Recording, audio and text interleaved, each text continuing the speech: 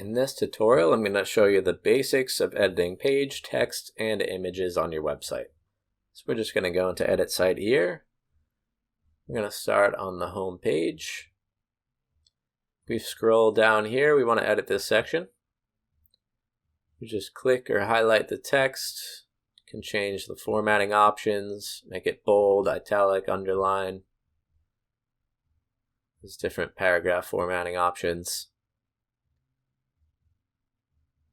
Same thing with the paragraph text.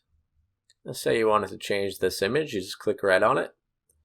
That's going to bring up the image property editor. You can just hover over and click replace. Then you can upload your own image here. And we have lots of stock images you can choose from. We'll just scroll down and find one we like here.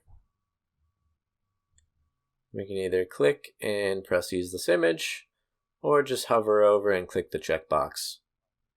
And we just apply changes, and you see our new image here on the page.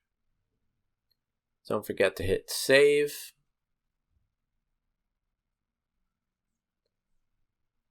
And publish to make your changes go live. And that's all for this one.